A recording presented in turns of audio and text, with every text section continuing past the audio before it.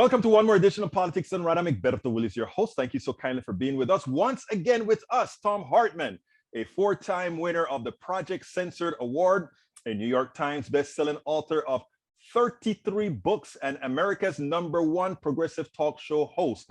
His show is syndicated and on local for-profit and non-profit stations and broadcast nationwide and worldwide. It also is simulcast on television into nearly 60 million US and Canadian homes. Senor Thom Hartmann, how are you doing today, my friend?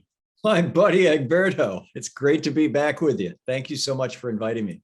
Well, look, man, I tell you, you have another one out. And you know what I told you? Every time you release one of those guys, I want to be on that list. But this one, I was kind of, let me tell you, I had to just scan the thing.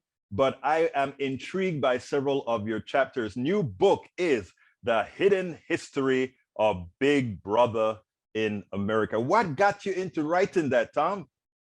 Well, I've been fascinated with the topic, and we're certainly seeing, creeping Big Brotherism here. Not just creeping. I mean, the Patriot Act kind of blew it through a wall, and as did the Telecommunications Act of '96, the Section 230, it's altered the world. I mean, there's the corporate big brothers and in some ways the government big brothers too. So I wanted to do a deep dive into both, which we did. Well, I mean, and you sure did. I was going through the table of contents and I'm like, wait, I would have never thought about covering this in Big Brother or covering that in Big Brother. I mean, it was quite an enlightening thing. So let me hear. Is this the last in the series, or is the series continuing, the Hidden History of series? The next one I was doing the line edit on just before I called into your show, and it's going to be titled The Hidden History of Neoliberalism, How Reaganism Divided America and How to Restore Our Greatness. As much as I kind of cringe at greatness, I don't get to pick the titles, the publishers do. But that's what it's about, and it'll be out in September. And then that's probably going to be the last one in the series, but we'll see. Well, that one is going to be exciting. Anytime I hear the word neoliberal, you know how we feel about that, and the kind of things that we have to do about that. Anyway, so tell me, what got you into this? I mean, the beginning, you start Big Brother and the Puritans. Why did we start there? Well, there have been two times in American history. I mean, people think of Big Brother, they think of 1984, George Orwell's novel, in which, government is Big Brother and Big Brother's watching you and, all that kind of stuff. And there have been two periods in American history where we actually had Big Brother governments. I mean, like George Orwell style Big Brother governments. The first, well, not the first, but one of them, the first one I treat in the book, is the plight of people who were not Puritans in Massachusetts and southern New Hampshire back from the 1600s right up till the constitutional era. In fact, for this reason, Massachusetts almost didn't join the Republic. Yeah. And they had laws requiring that you had to go to church, you had to pay taxes to the local church, you had to treat the church elder as if he was the senior official in the community, with great deference and all that sort of thing. And there were these three Quaker women who just weren't having it, and they refused to go to church, and they weren't paying their taxes. And so the head, this was in Dover, New Hampshire, and John Greenleaf Whittier made it famous with a poem titled "When the Women Came from Dover," which I quote in the book. And this pastor, his name was Hate Evil Nutter. That was his name, honestly. His first name was Hate Evil, all one word, and his second name was Nutter, and which I suppose is enough to make you crazy. But anyway, yeah, the Nutter part, yeah. He felt that he was being disrespected by these women because they weren't showing up in his church. So he ordered the town constable to tie them to the back of a horse cart in the middle of winter. There was 3 feet of snow on the ground, strip them naked to the waist, whip them until they were bloody, and then drag them in the back of this cart to the next town where the process would be repeated. And this went on through 3 or 4 towns. I forget how many. It's in the book. And finally, a constable stopped. And it was a fairly well-known story that, like I said, Whittier turned into one of the more famous poems in American literary history. So that was the first. The second, of course, was slavery. If a person was black in this country from 1619, arguably up to quite recently, Big Brother was watching, Big Brother was controlling. And certainly during the slavery era, up until the end of the Civil War, the South was a complete police state. You cannot, and you and I have talked about this before when my oligarchy came out, you cannot enforce slavery without a police state. It's an absolute necessity. But by 1840, as a result of the invention of the cotton gin and its high price, so only big plantations could buy one, and it made a plantation 50 times more productive in terms of cleaning cotton. Because of that, by the 1840s, the South had become an oligarchy, just a fascist state. Elections were meaningless. Ballot boxes were stuffed. The people who could run for election were only members of the roughly 1,000 oligarchic families in the South who owned basically the South. Everybody elected to any kind of political office of any consequence was from one of these families. If you were white and you defied these families, you could get hanged, you could get whipped, you could get imprisoned, you could get driven out of the states. And so really the Civil War was not a war between the North and South. It was the war between a fascist oligarchy in the South that no longer had any loyalty to democracy whatsoever against a Republican democracy in the North, at least to the extent that it was, with men voting and not women. And by and large, not black people voting also, but still, it was that those were the two systems, and so that was our second Big Brother era. And then, before you go to the next one, because there's something that kind of puzzled me when I was scanning through the book, right? And the chapter that came out to me was Big Brother invents whiteness to keep power, and it is something that before reading your book, I would talk about on my station, particularly telling people, hey, this was designed for some to keep power. It wasn't designed for white people. It was designed for some to hold power. And when I saw that you brought that into the fold, it was like, oh, wow. Yeah, Tom, why don't you elaborate on that for me? Well, thank you. I can't claim originality to that. I learned it from the 1619 Project and several other books that were written around that time.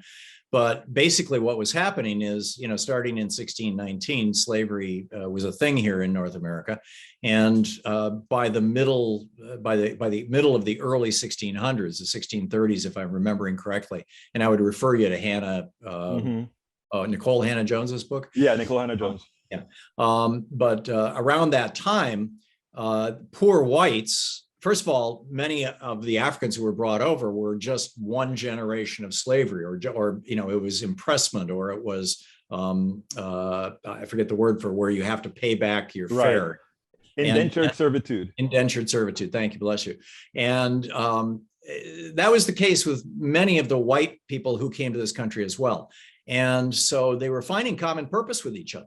And there were a number of rebellions that were black and white rebellions against rich people. And so the good fathers of Virginia, specifically in the 1630s, as I recall, in fact, I think 1636 was the big year for it, but it's been a year since I wrote the book. I'd have to go back and look at it. Basically they said, okay, we're going to enforce this caste system, but we're going to do it the lazy way. We're going to make it so that, anybody, you can just instantly look at them and know which caste they are in America. And thus they literally invented whiteness. I mean, slavery had existed forever in history. The Romans had slaves, the Greeks had slaves, but their slaves looked just like them. I mean, occasionally they'd take slaves from nearby people that they had conquered. So maybe the slaves spoke a different language or looked slightly different from them. But by and large, slavery was not a racial thing. But we invented that. America invented that. Virginia invented whiteness, and it still haunts us. And now it's spread around the world like the poison that it is. Yeah, absolutely. So, well, when we move on now from the social aspect and we hit the corporate aspect of Big Brother, I think if you follow your lead, that is probably one of the most corrosive and dangerous portions of this. I think so, because in particular, or what amplifies it is the Supreme Court saying that corporations are persons and that persons can buy politicians. and that it's all just free speech, political I want bribery. to No stop you more. right there because I want to tell you, I met you during the Move to Amend days and the Coffee Party days. I And you were remember. one of the huge advocates that came out there and spoke to us about people, personhood, and all of that. So I want to give you a late thanks on that because that was an important thing then. Well, thank you, Egberto. Yeah, I wrote a book about it called Unequal Protection in Yes. 2002. The subtitle was How Corporations Became Persons. And so, you know, it's particularly problematic when corporations not only have the ability to own politicians, write their own legislation, but can also basically know everything about you. We really don't know if any corporations have done what J. Edgar Hoover did. I mean, I mentioned in the book that Hoover, in fact, very early in the book, that Hoover was, you know, a gay man at the political pinnacle of power. Mm-hmm. And at a time in the United States in the 30s, 40s, 50s, 60s, when just simply being gay was enough to get you imprisoned or murdered. And but he used political spying, big brother, government spying, to compile dossiers on virtually every politician and business leader who might ever challenge him. And, you know, right up until 1960, in fact, because he was being blackmailed by Santo Trafficani down in Miami, he and Clyde Tolson used to go down to Hialeah and gamble, and Trafficani would give them money and young boys and access to the racetrack and things, and give them rooms in the hotel. Trafficani was blackmailing him, and so he was denying that there was even such a thing as organized crime right up until 1960. That year, there were only, I think, 17 prosecutions for organized crime in the United States. Then Bobby and John Kennedy came in, and Bobby in 61, the first year, had over 700 prosecutions of organized crime, which is when Trafficani and Marcello found their backs to the wall and decided that they were going to do something about the Kennedys. But that's kind of a whole nother book that I wrote a number of other years ago. I'm gonna be interested in that offshoot, the Kennedys and the mob. But yeah, go ahead. That book is called Legacy of Secrecy that I co-wrote with Lamar Waldron, and it's about, you know, both Kennedy assassinations and the Martin Luther King assassination. But I forgot where we were. No, that's how we're talking about the corporations and yeah. And so, you know, I don't know if any corporations have compiled dossiers on particular members of Congress and said, if you don't say something, this might get out. But, you know, we live in a time when it's a very real possibility. I actually don't even present that as a possibility in the book. I'm just speculating with you right now. But I don't see how it's not. You know, again, we're just talking about speculation, and you wouldn't be able to put that in a book. I understand that, but it's not hard to believe how these guys come up with certain laws that they know the average American citizen simply don't want, unless that's the case. Yeah. I've assumed up until recently that, you know, when legislators are passing laws that they know most people don't want and that they know are going to be harmful to America and Americans, that they're doing it because they've been bought, because they've been off. But it's not inconceivable that they're being blackmailed as well. I just think that that's less likely. That's the kind of thing that, well, I was going to say that's the kind of thing that would probably get out, but, you know, Hoover's blackmail of everybody didn't get out until after he died. Exactly. So exactly. So you never know about that. So when it comes to, you also link capitalism in there. I personally think that capitalism needs all these types of coercions, and absent these coercions, you can't have a system as we have it at the same as where it really is abusive to people, and at the same time people tolerate it, and therefore coercion is necessary. Your thoughts on that relative to what you've written? By coercion, what do you mean?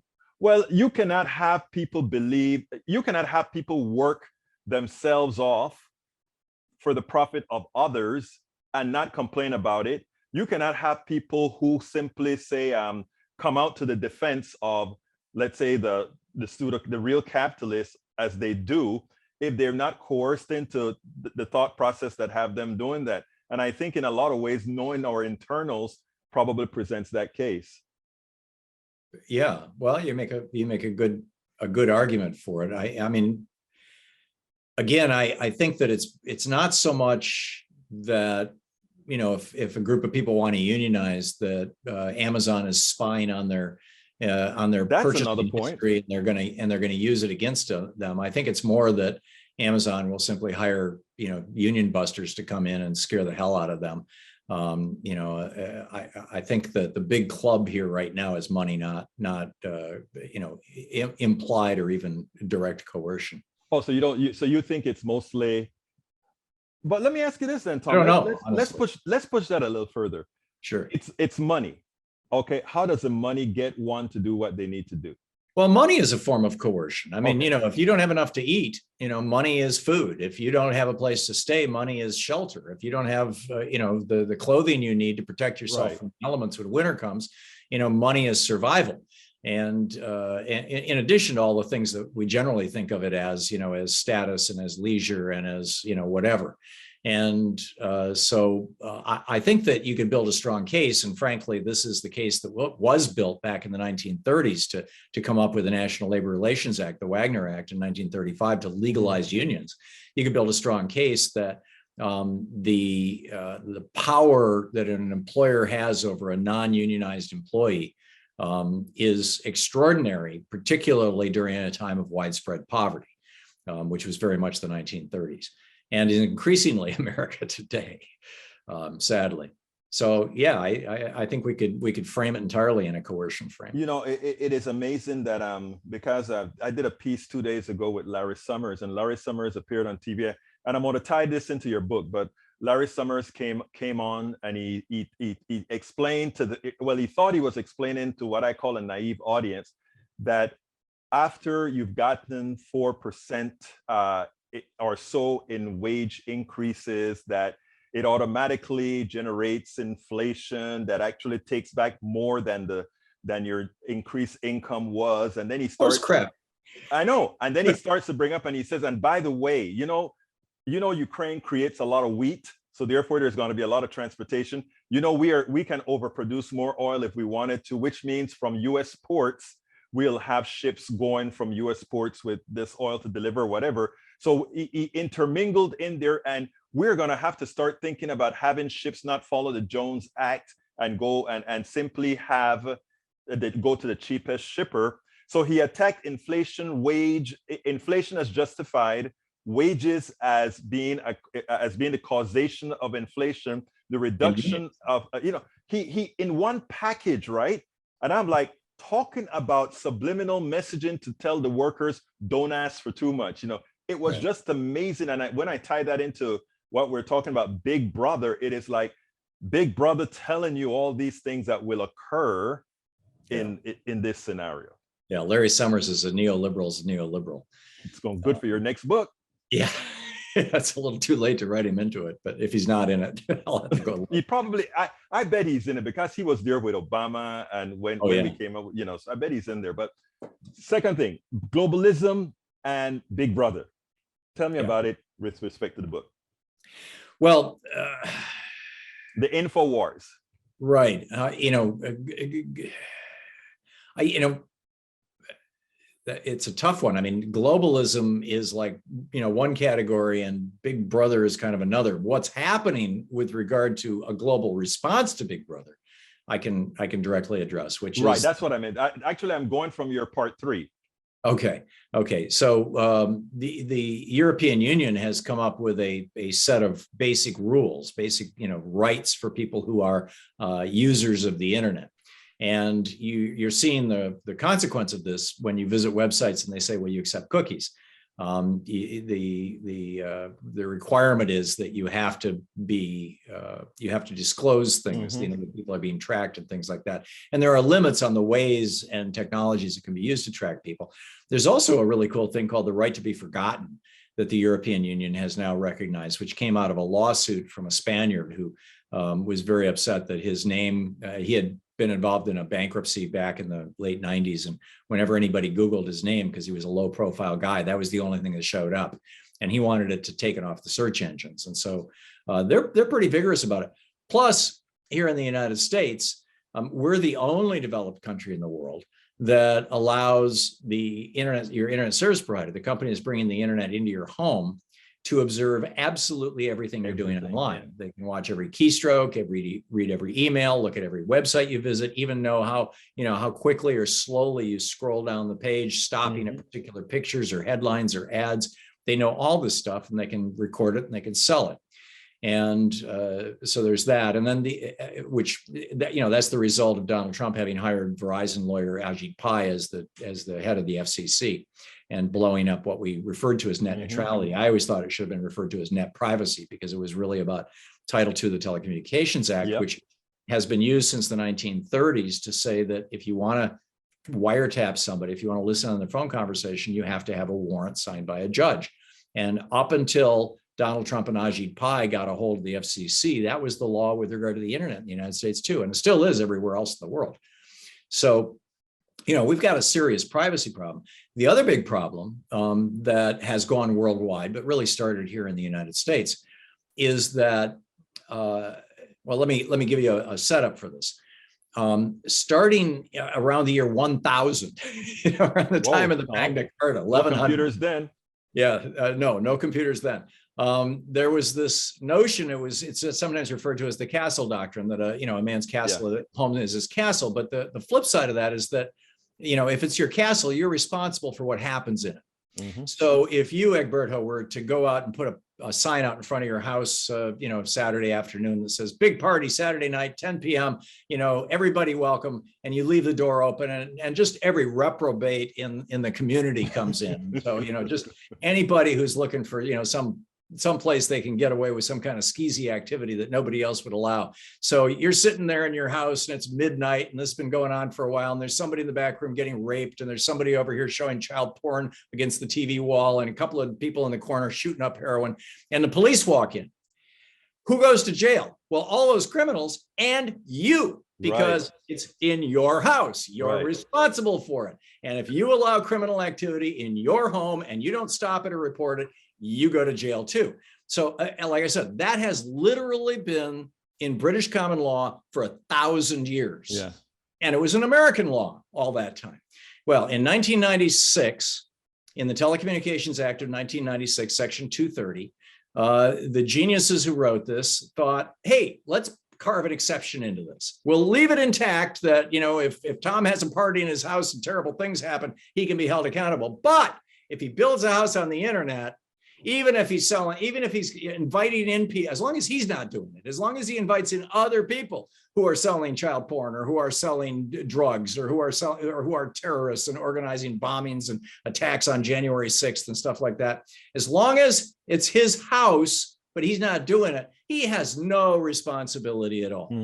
And thus, within a couple of years, Mark Zuckerberg became one of the richest guys in the world. That is a shame. Without giving, we need to do something about it. And by the way, who wrote a pretty good book about this is Josh Hawley. I mean, you've got Republicans as well as Democrats who are pretty flipped out about Section 230. Well, weren't they trying to change that? It wasn't Congress having hearings trying to change that law? They still are. And, at the time that Hawley wrote his book, it was when Trump was still president, and the whole sales pitch was, Facebook just took down Donald Trump. We need to regulate these big companies. But, in his book, he raises the second half of the book is just, it's about how liberals are going to destroy America. But the first half of the book is a pretty good documentation of how Section 230 has just wreaked havoc on our country.